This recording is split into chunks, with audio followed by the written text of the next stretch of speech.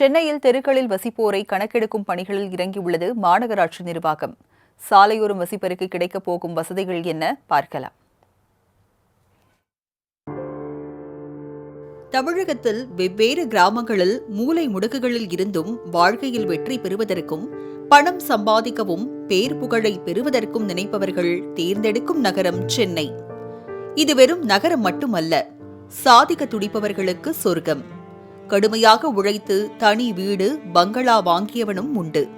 குடியிருப்பதற்கு குடிசை கூட இல்லாமல் சாலையோரத்தில் வாகன இரைச்சலுக்கு இடையிலும் அடுத்த நாளை பற்றி துளியும் கவலையின்றி வாழ்பவர்களும் உண்டு. சாலையில் வசிக்கும் ஒவ்வொருவரையும் அருகில் சென்று அவர்களது கடந்த காலம் பற்றி கேட்டால் அவர்களின் செழிப்பான காலத்தையும் ஏமாற்றத்தையும் சொல்லி கண்ணீர் சிந்துவார்கள். ஆனால் என்ன, அவ்வாறானவர்களை திரும்பி பார்க்கவும் நேரம் இன்றி எந்திரமாய் சுழன்று கொண்டிருக்கிறோம். சாலையோரம் வசிப்போர் மற்றும் யாசகம் கேட்போர்களை கணக்கெடுத்து அவர்களுக்கு தங்கும் இடம் அமைப்பதற்கு முன்னெடுப்பை எடுத்து வருகிறது சென்னை மாநகராட்சி. கடந்த 2018ஆம் ஆண்டு கணக்கெடுப்பின்படி சென்னையில் 11,000 பேர் வீடு இல்லாமல் இருந்தனர். இவர்களில் பாதிக்கும் அதிகமானோர் குடிசை கூட அமைக்காமல் பிராட்வே, பாரிஸ், ராயபுரம், தியாகராய நகர் உள்ளிட்ட பகுதிகளில் சாலையோரத்தில் பிளாட்ஃபார்ம்களில் வசித்து வருகின்றனர். எனக்கு வீட்டுக்காரர் இல்லை, பசங்களாம் இருக்கிறாங்க, எந்த உதவியுமே இல்லை. நான் வீடு வாசல் இல்லாத ரோட்டு மேலேயே ரொம்ப வருஷமாக இருக்கிறேன்.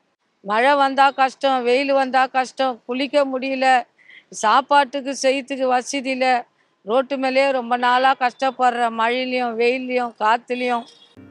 வீடின்றி வசிப்போருக்கு சென்னையில் ஏற்கனவே 53 தங்குமிடங்கள் இயங்கி வருகின்றன. தங்குமிடம் இருந்தும் சாலையில் வசிப்பது ஏன் என்ற கேள்வி எழுகிறதா?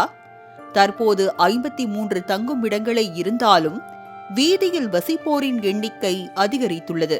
இன்னும் 30 தங்குமிடங்கள் அமைத்தால் ஒழிய ஆதரவற்று பிளாட்ஃபார்ம்களில் தங்குவோருக்கு வேறு வழியில்லை என்கின்றனர் சாலையோரங்களில் வசிப்பவர்கள். சடையத்தம்மா கோயில் இருந்தேன், அங்கேருந்து இடம் காலி பண்ணிட்டாங்க கூவாத்து ஓரத்தில்.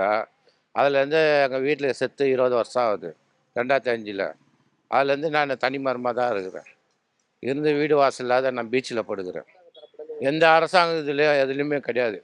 எங்கே போனாலும் இந்த ஆதார் அட்டை கேட்குறாங்க. ஆதார் அட்டை நம்மக்கிட்ட இல்லை, எல்லாம் எரிஞ்சு போச்சு. லைட் ஆஃபீஸில் தூங்குறோம்.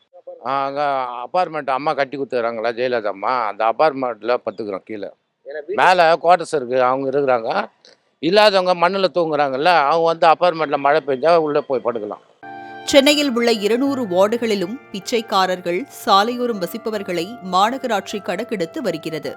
Madras school of social work என்ற அமைப்புடன் சேர்ந்து நடத்தப்படும் இந்த கணக்கெடுப்பு முடிந்தால் இனிவரும் காலங்களில் ஆதரவற்றோருக்கு ஏதேனும் நன்மைகள் கிடைக்கலாம் என்பது பலரது எதிர்பார்ப்பு. சென்னை என்றாலே நமக்கு முதலில் ஞாபகம் வருவது ஆடம்பரமாக வசிக்கக்கூடியவர்கள் இங்கே வசித்து வருகிறார்கள் என்று. ஆனால் சென்னையின் இன்னொரு பக்கமும் இருக்கிறது. பல்லாயிரக்கணக்கான மக்கள் வீடுகள் இல்லாமலும் சாலை ஓரங்களில் வசித்து வரக்கூடிய ஒரு நிலையம் என்பது இருக்கிறது. இதை கருத்தில் கொண்டுதான் சென்னை மாநகராட்சி சாலை ஓரங்களில் வசிக்கக்கூடியவர்களையும் மற்ற வீடற்றவர்களையும் கண்டறியும் கணக்கெடுக்கும் பணி என்பது தற்போது நடைபெற்று வருகிறது. இந்த பணி சென்னையில் இருக்கக்கூடிய 200 வார்டுகளிலும் விறுவிறுப்பாக நடைபெற்று கொண்டு வருகிறது. மாலை முரசு செய்திகளுக்காக ஒளிப்பதிவாளர் ராகுலுடன் செய்தியாளர் சுரேஷ்.